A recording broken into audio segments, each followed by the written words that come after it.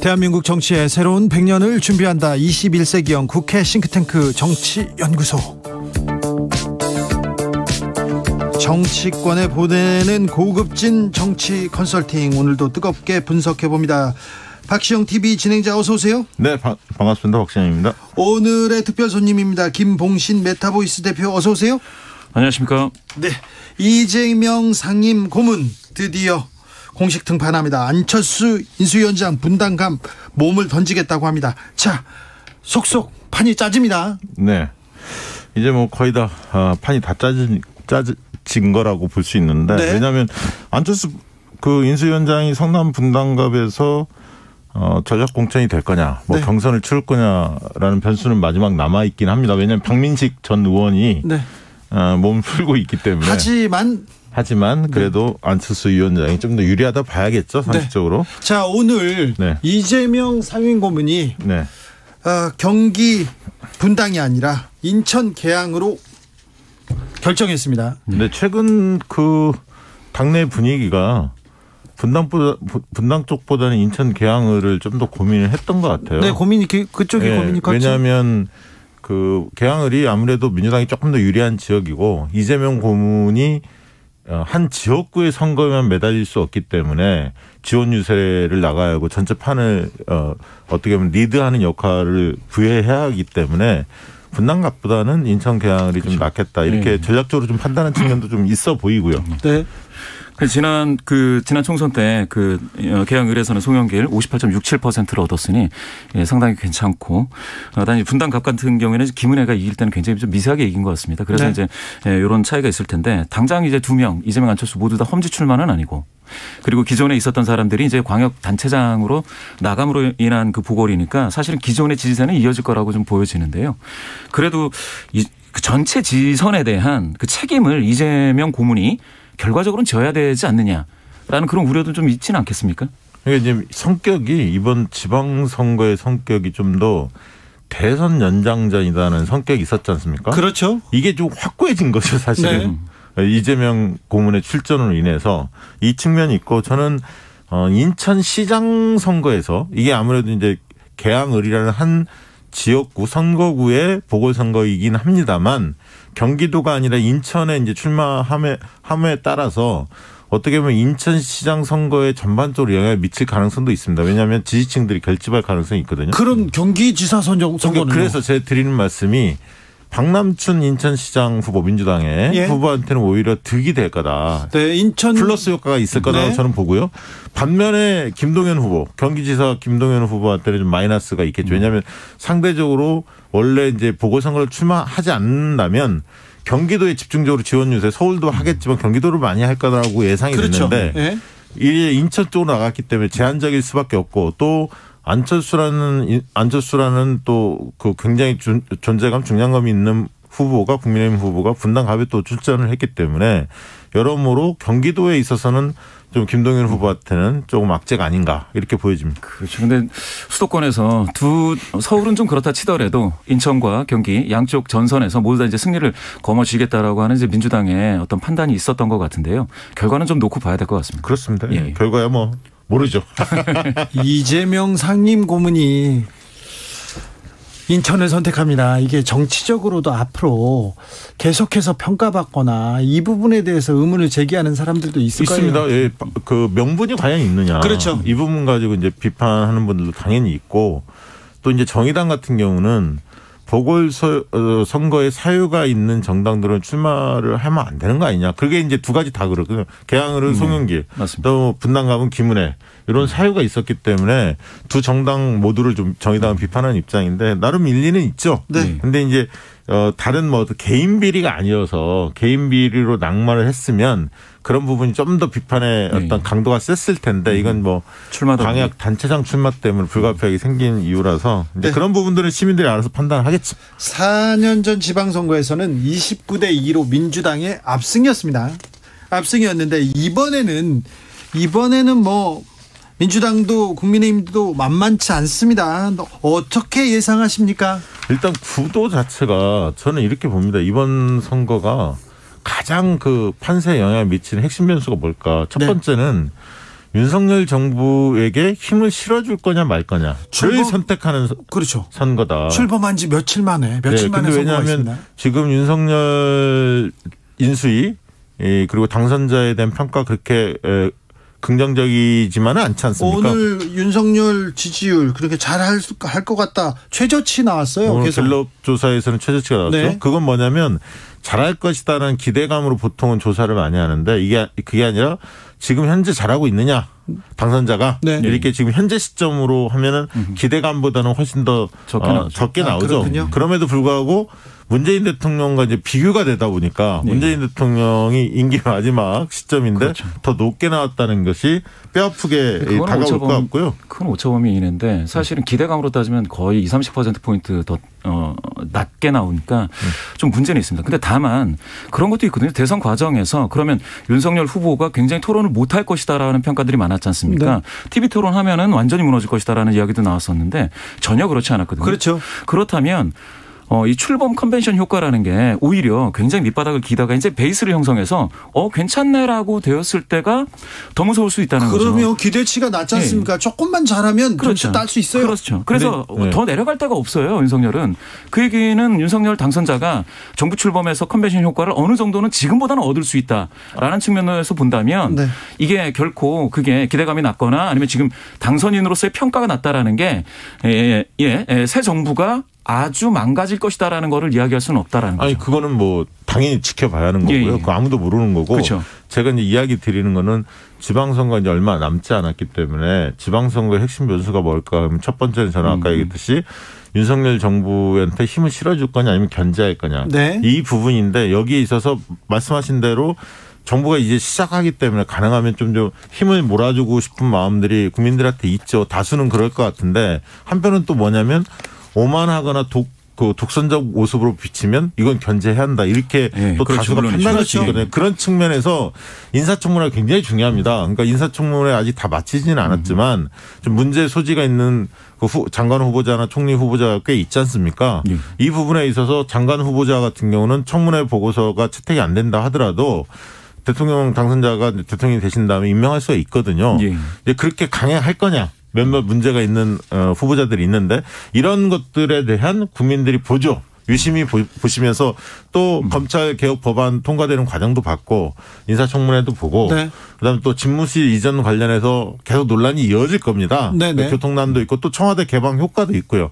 긍정적인 거 부정적인 거 다 있다. 이런 걸 종합적으로 봐서 야 이번에 견제해야 돼? 아니야. 힘을 실어줘야 돼. 이거 결정하고. 두 번째는 이 투표율이 좀 낮기 때문에 양측의 지지층이 얼마나 투표장에 향할 거냐 결집이 중요한데 그런 측면에 사실 민주당의 이재명 출전의 효과는 그 측면에 플러스 효과 분명히 있어요. 지방선거에 좀 밋밋했는데 구도가 잘 안 잡혔는데 나서면서 이재명 후보가 나서면서 지지층들이 좀 관심을 보이기 시작했다. 이 측면이 있는 것 같고요.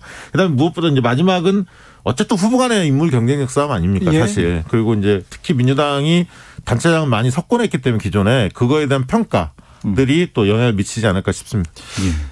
김봉신 대표님. 윤석열 당선인의 지지율이 계속 떨어지고 있는데요. 민주당의 지지율이 더 떨어지고 있는 것 같습니다. 그래서 국민의힘과 확연히 좀 차이가 있는 것 같은데 왜 그럴까요? 그 조사는 이제 일부에서 나타나는 조사고요. 그 리얼미터에서 한 7.1%포인트 정도 격차가 벌어진 걸로 나왔는데. 퍼센트를 꼭 얘기하셔가지고 또 우리가 또 얘기를 또 왜 또 전문가가 그러세요. 개요는 이따가 말씀해 주세요.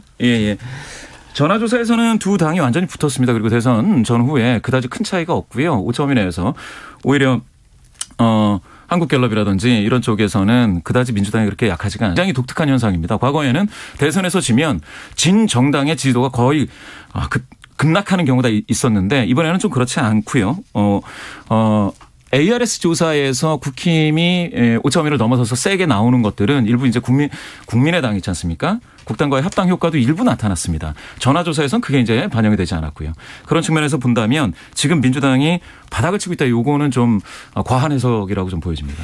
그렇죠. 사실 오히려 이제 검찰 정상화법에 대한 논란이 컸는데 그런 부분에 있어서 어쨌든 강행 처리의 모습을 띄었는데 그 부분에 대해서는 오늘도 뭐 갤럽 조사가 나왔지만 부정적인 평가가 조금 더 높거든요. 네, 긍정적 평가보다. 그렇습니다. 그럼에도 불구하고 민주당의 지지율이 오늘 갤럽 조사에서는 오히려 거의 대등한 수준이면 오히려 국민의힘보다 조금 높게도 나온 측면이 있거든요. 특히 이제 국민의당과 국민의힘이 통합을 했음에도 불구하고 합당을 했음에도 불구하고 몰라요 사람들이. 아니 그러니까 그 지지율이 얹혀가는 건데 원래 ALS에서는 조금 나타났거든요. 네. 그러니까 이제 그런 걸 보면 오히려 오늘 갤럽 조사만 본다면 민주당도 민주당 나름대로 긴장을 해야겠지만 국민의힘이 상당히 긴장해야 하는 대목 아닌가 그런 생각이 그런데 듭니다. 지난주 정당 그 호감도 조사한 게 있습니다. 갤럽에서 거기에서 봤을 때는 대선 전에 그게 데드크로스를 맞은 다음에 민주당이 호감도에서 떨어졌죠. 아직은 그러니까 예전에는 민주당, 정의당, 뭐 보수당 이렇게 보수 정당이었는데 지금 보수당인 국민의힘이 1등입니다. 네, 호감도 높게 나왔죠. 예, 좀 봐야 될 것 같습니다. 그렇죠. 예. 그래서 대선에서 이번 지방선거에서 예. 국민의힘이 선전한다 다 이렇게 전망하는 거는 맞지 않습니까? 그렇죠. 네. 국민의힘이 그러니까 과거 지방선거에 비하면 크게 선전하겠죠. 네. 당연히. 예. 그때는 완전 민주당이 압승을 자, 했기 그러면 때문에. 그렇죠. 크게만 예. 봅시다. 예. 서울은 민주당이 그렇게 지역별로 얘기하시면 곤란하고요. 곤란하죠. 전국적으로 17개가 있지 않습니까? 네. 17개 중에 지난 대선에서 윤석열 후보가 10개 지역에서 이겼고 이재명 후보가 7개 지역을 이겼습니다. 그러면 과연 비슷한 흐름으로 갈 거냐? 네. 아니면 어디가 좀 더 차지할 거냐? 뭐 사실 어떻게 보십니까? 저는 비슷하거나 뭐 예를 들면 9대 8이나 10대 7 뭐 그 정도로 봅니다. 아, 그래요? 예. 저는 어렵다고 봅니다. 대선 득표율을 가지고 지선을 예측할 수가 없습니다. 왜냐하면 아까 말씀하셨듯이 투표율 자체가 떨어지거든요. 근데 65%에 걸치면 지금까지 보수가 더 유리했습니다. 그리고 지방선거는 그 정도 수준이었고요. 75까지 가면은 민주당이 좀 유리하고 75를 넘어서서 뭐 77 막 이렇게 가면 그때는 두 당이 좀 오히려 대등해졌다 뭐 이런 이야기들이 있습니다. 그렇게 봤을 때 한 10%포인트 투표율이 떨어질 때에 진보적 성향의 민주당을 좀 지지해 줄 만한 그런 유권자들의 투표 적극성이 많이 떨어진다.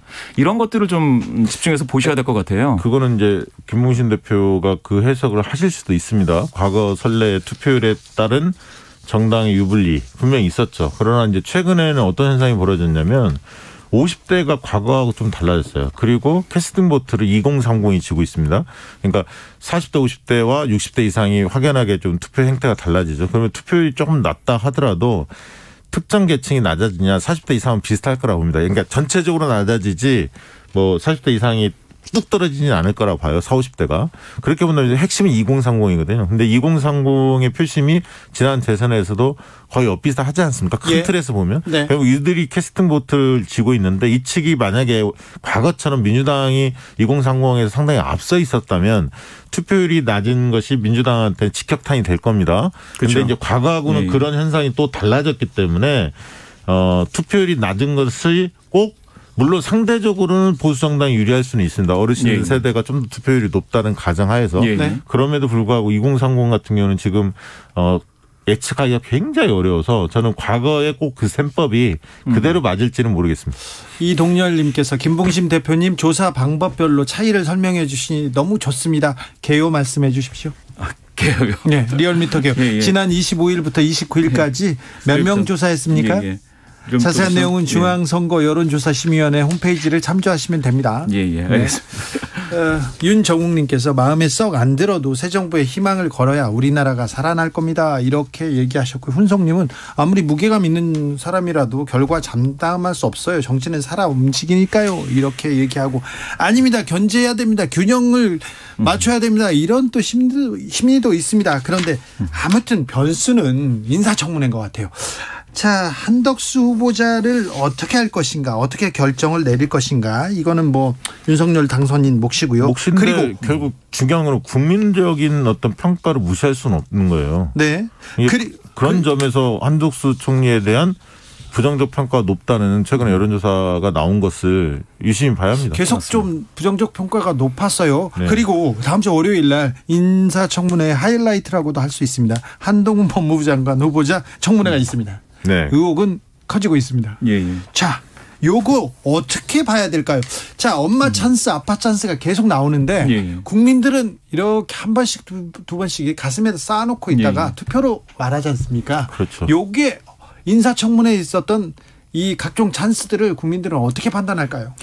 제가 봤을 땐 한덕수 총리 후보자가 적합 여론이 조금 높았을 때가 있습니다. 그때가 있었어요? 예. 갤럽 조사에서 4월 첫 번째 주에선 그랬는데 그러다가 이제 확 빠졌거든요. 네. 확 빠졌습니다. 이거를 봐야 되는데 인사청문회 직전에 확 빠지면은 사실은 자진 사퇴하는 경우가 많습니다. 아, 그렇죠. 예. 그런데 지금은 그거를 이제 강행하고 있다라는 건데 이게 새로 출범할 정부의 발목을 잡을 수도 있거든요. 정호영 후보자에 대해서도 지금 뭐 거두지 않겠다고 얘기하지 않습니까? 아니, 그러니까 지금 민주당이 지금 거의 5명의 장관 후보자, 지금 1명은 탈락을 했죠. 자진 사퇴를 했었고 5명의 후보자가 문제가 있다, 부적격이다. 정의당의 데스노트는 더 큽니다. 예, 그리고 총리, 한덕수 총리 내정자, 지명자에 대해서도 그렇게 생각하고 있는데 문제는 이제 그 한동훈 장관 후보자는 다음 주 이제 월요일 날 하는데 그 전에 이미 지난주에 이번 주에 다 끝난 분들이 있어요. 아니, 이분들이 이제 10일 날 새 정부가 출범하기 때문에 당선자 입장에서는 빨리 이렇게 조각을 갖추고 싶어 할 거거든요. 그러면 그렇죠. 이제 지금 봤을 때는 한덕수 총리 후보자에 대한 국회 인준 자체가 늦어질 것 같아요. 인준 그러면은 총리 그러면 없이 이제 김부겸 총리가 지금 추경호 부총리 경제부총리에 대해서 적격 판정을 했기 때문에 민주당이 지명할 수가 있습니다. 그 권한을 넘겨서 추경호 부총리가 나머지 강요들을 처리하는 방안이 있을 수 있거든요. 그렇게 가지 않을까 싶은데 문제는 뭐냐면 정호영, 이상민 등등 지금 민주당에서 이야기하는 이런 분들을 다 그냥 임명을 강행했을 때 그 부담이 지방선거로 이어질 수 있는 거죠. 그리고 한덕수 총리 인준 과정에서도 영향을 미칠 겁니다. 그래서 그런 부분에 있어서 윤석열 당선자의 정무적 어떤 판단이 어떻게 이루어질지 그 부분이 좀 관전 포인트입니다. 아무리 배심에 마이웨이의 윤석열이라고 하더라도 그렇게 장관들을 다 그냥 임명할 수 있을까요? 그럼 이제 그 중에 누구는 없죠. 되고 누구는 안 되느냐 이 부분을 사실 제왕적 대통령제를 그 권한을 좀 낮추겠다 이렇게 얘기했던 윤석열 당선인이 이 과정에서 이렇게 밀어붙인다면 이거는 국민들이 납득할 수가 없습니다. 아까 말씀하셨듯이 엄마 찬스, 아빠 찬스, 특혜 이런 것들은 더 이상 국민 정서하고는 맞지 않거든요. 여론조사에 그런 거 넣으면 막 65% 이상 분노가 막 느껴지는 그런 수치가 바로바로 나옵니다. 그리고 지금 윤석열 당선자의 지지도가 낮은 이유가 인수위에 대한 평가가 박한 이유가 두 가지 아닙니까? 집무실 이전을 의제로 먼저 꺼내서 논란을 일으킨 거와 지금 인사 참사거든요. 그래서 너무 이게 독주, 오만 이렇게 국민 의사를 무시하고 일방통행으로 맞습니다. 임명을 강행한다면 지방선거 굉장히 악재겠죠. 윤 당선인이 윤석열 정부 총리는 한덕수밖에 없다 이렇게 얘기하면서 한덕수 후보자 고소하고 있습니다. 그렇다면은 장관 우리는 협조 안 한다 지금 민주당에서 얘기하는데 또 국민들은 이 상황을 어떻게 판단할까요? 그러니까 민주당이 모든 사람은 그렇게 했으면 민주당이 욕을 얻어먹었을 겁니다. 근데 이제 통과시킬 사람은 통과시켰거든 시계에서. 몇 명은 지금 도장 찍었어요. 도장 찍어줬단 말이죠. 그 옥석을 가리기 시작하면 아까 이제 정의당도 그런 분들에 대해서 지금 비판적이고 만약 국민 여론도 계속 비판적으로 나온다면 부정적으로 나온다면 오히려 그거는 민주당 책임보다는 윤석열 당선자 측으로 향할 가능성이 있어요. 왜냐하면 그중에 민주당이 정의당이 이야기하는 분들 중에 한 절반 정도는 받아들이겠다든가 어떤 판단을 해야 하거든요. 그걸 다 안 받아들이기는 너무나 부담이 크죠. 일종 거래로 생각을 하면 좀 안 될 것 같습니다. 민주당이나 정의당이 그거를 총리는 받고 이거는 안 받고 이런 식으로 거래를 한다라고 생각하지는 않는 것 같습니다. 그래요? 그렇죠. 윤석열의 뚝심이 또 여기서는 어떻게 작용할 건지 다음 주에 취임식이 있습니다. 네, 10일 날 있죠. 취임식이 아마 좀 또 지지도에 영향을 미치긴 할 겁니다. 그렇습니다. 당연히 영향을 좀 미치겠죠. 그리고는 어떤 이슈들이 어떤 변수들이 지금 지방선거 앞에 남아 있습니까? 그 뒤에 이제 어쨌든 추경 변수가 있고요. 추경이 있네요. 그래서 이제 소상공인들, 자영업자들한테 지원 이 부분이 하나가 있을 것 같고 그다음에 한미 정상회담이 있는데 그 부분은 효과는 좀 제한적으로 봐요. 왜냐하면 문재인 전 대통령과도 그 당시에 이제 전 대통령이 되니까 미팅이 잡혀 있기 때문에 면담이 잡혀 있기 때문에 효과가 그렇게 크지는 않을 것 같고요. 그다음에 이제 원래 마스크 벗는 거 이런 걸 크게 생각한 것 같은데 이미 지금 실외 마스크가 벗고 있어서 그런 측면에서 보면 청문회 여진이 좀 길어지는 것, 집무실 이전 논란이 또 본격화될 겁니다. 청와대 개방 효과도 있을 거고 한편에요. 그런 변수들이 계속 이어지지 않을까. 그렇죠. 예. 저는 그 청와대 개방과 관련해서 가령 외신에서 대통령의 가장 권위적인 어떤 그 권력기관의 출신 대통령이 이렇게 개방을 했다라는 것들이 좀 나와준다든지 하면 아마 긍정적인 효과가 있을 겁니다. 아까 말씀하셨던 그 용산에서 이렇게 교통이 막힌다든지 하는 거는 되게 작은 문제로 치부될 확률이 있고요. 언론에서 또 그리고 예. 청와대 개방하면 그렇죠. 또 인스타에 올라오고 사진 나오고 기사 그렇죠. 많이 나올 거 아닙니까? 많이 붐업시킬 거예요. 그렇게 따지면은 전국적으로 좀 영향이 있을 수도 있습니다. 그리고 이제 외교 말씀하셨는데 저는 외교 현장에서 윤석열 그 당선인이 얼마나 준비가 됐는지는 모르겠거든요. 실수를 한다든지 하면 오히려 그건 어마어마한 악재가 될 수도 있고요. 그래서 그런 부분은 당선인 입장에서는 준비를 좀 많이 해야 될 그런 부분인 것 같습니다. 실수가 있겠습니까? 준비하겠죠. 네. 거기는 또 대비하고 또 외교적인 발언하고 정치적인 수사 나오겠죠. 네. 네. 아유, 선거 때처럼 이렇게 말을 하시지는 않으실 거예요. 네.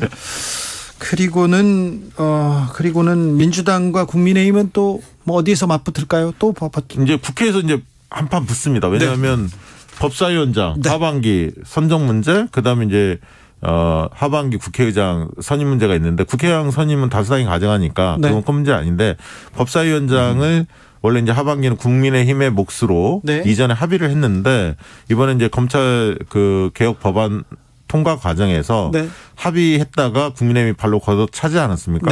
이런 선례 때문에 그리고 앞으로 중수청을 만들어야 하는 법안이 아니라 만들어야 하는데 이런 부분들을 사개특위에서 해야 하는데 그것이 이제 합의가 이루어지거나 안 이루어지거나 통과를 하려면 법사위 문턱을 넘어야 합니다. 그래서 이게 중요한 변수가 될 것 같습니다. 어떻게 또 영향을 미칠지.